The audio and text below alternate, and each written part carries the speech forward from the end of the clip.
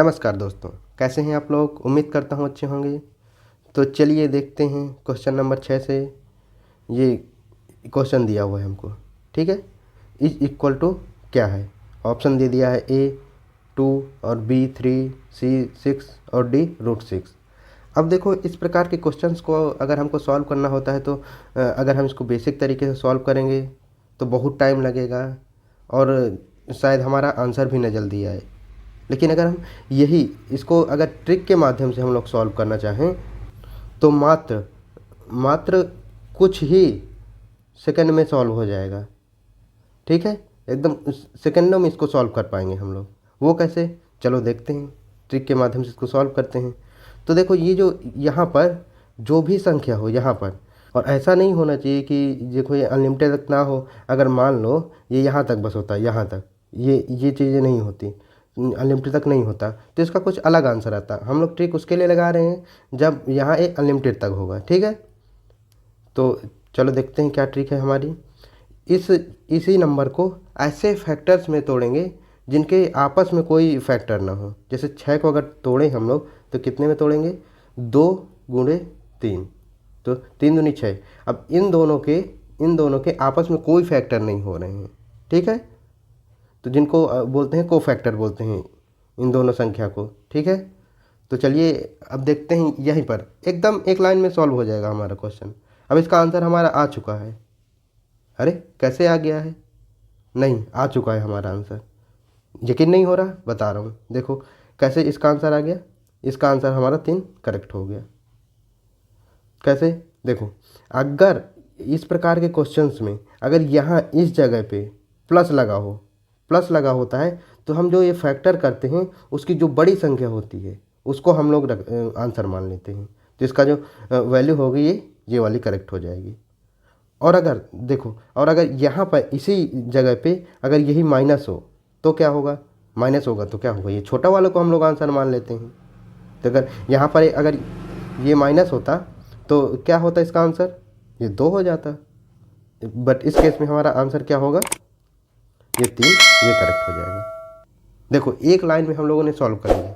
अब देखो ये नेक्स्ट क्वेश्चन है, इसको आप लोग सेकंडों में सॉल्व कर लेंगे। इसका आंसर आप लोग के दिमाग में तुरंत आ गया होगा। क्या होगा इसका आंसर, इसका आंसर हमारे ये 2 हो जाएगा।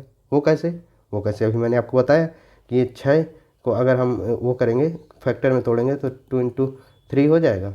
अब इसका माइनस यहाँ लगा हुआ है, ये देखो यहाँ माइनस लगा हुआ है तो क्या हो जाएगा, ये छोटा वाले को हम लोग मान लेंगे आंसर। तो इसका आंसर ये 2 आ गया। देखा कितना एकदम इजी तरीके से हमने सॉल्व कर लिया।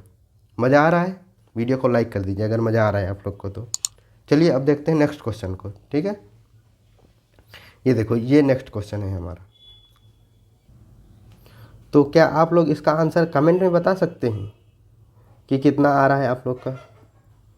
और मैं दावे से कह सकता हूँ आप लोग कितना आंसर इसका करेंगे, इसका आंसर आप लोग डी करेंगे, जो कि गलत है। वो कैसे, चलिए देखते हैं। देखो क्यों ये गलत है, क्योंकि आप लोग को ये कोफैक्टर के बारे में पता नहीं होगा या आपने उस वर्ड को ध्यान नहीं दिया होगा कि कोफैक्टर क्या होता है।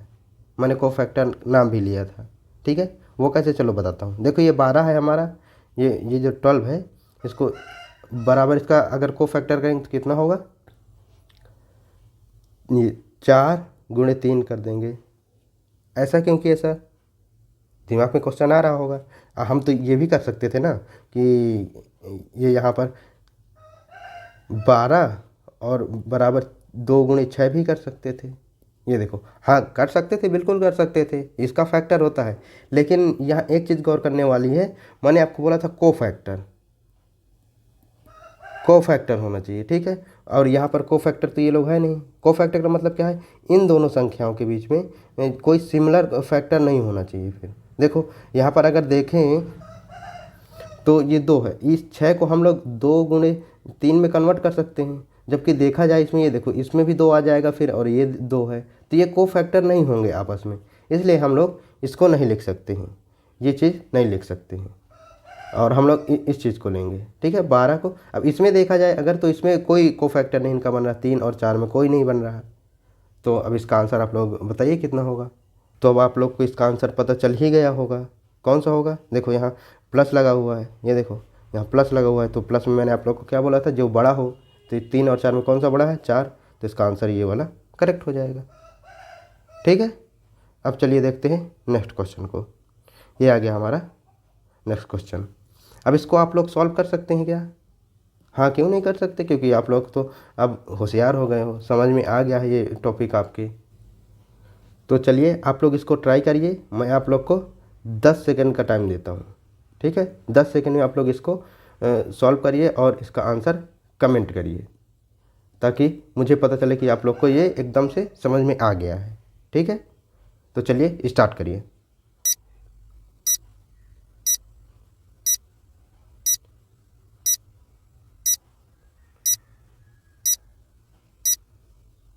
तो चलिए आप लोगों ने इस क्वेश्चन को कर लिया होगा। अब जिन लोग का बन गया है बहुत अच्छा, और जिन लोग का नहीं बना है चलिए देखते हैं। तो इसके 56 के कौन कौन से फैक्टर हो सकते हैं? 56 को हम लोग कितना लिख सकते हैं, 2 गुणे 28 भी लिख सकते हैं। बट ये क्यों नहीं, ये नहीं लिखेंगे, क्यों नहीं लिखेंगे, क्योंकि ये 28 को अगर करेंगे तो ये 14 गुणे 2 हो जाएगा। इसके ये को फैक्टर होंगे ही नहीं। तो इसका को फैक्टर क्या होगा, को फैक्टर के लिए हमको क्या करना पड़ेगा, ये 56 का को फैक्टर कितना होगा, ये 8 और गुणे 7, 7 8 56। अब इनके बीच में कोई भी फैक्टर नहीं होगा। देखो ये 7 और 8 एकदम डिफरेंट हैं, तो इनके बीच में कुछ नहीं होगा, तो ये को फैक्टर हो जाएंगे इसके 56 के। अब इसमें क्या होगा इसका आंसर, इसका आंसर क्या 8 होगा हमारा? नहीं, 8 नहीं होगा। क्यों नहीं होगा, क्योंकि ये यहाँ पर माइनस लगा हुआ है। तो इसका आंसर क्या होगा, जो छोटा होगा वो इसका आंसर हो जाएगा। तो option number B is correct answer. ठीक है, उम्मीद करता हूँ कि आपको मज़ा आ रही होगी। अब चलिए बढ़ते हैं नेक्स्ट क्वेश्चन की तरफ। ये है हमारा लास्ट क्वेश्चन। अब इस क्वेश्चन को आप लोग सॉल्व करेंगे, मैं नहीं सॉल्व करूँगा। इसका आंसर आप लोग कमेंट में ज़रूर बताएं कि आपका क्या आंसर आ रहा है। तो उम्मीद करता हूँ कि आपको ये सारे क्वेश्चन समझ में आ गए होंगे। समझ में ही नहीं, अब आप लोग इस प्रकार के क्वेश्चंस को एकदम सेकेंडों में सॉल्व करेंगे, ये मैं उम्मीद करता हूँ आप लोगों से। तो मिलते हैं नेक्स्ट वीडियो में, तब तक के लिए बाय बाय।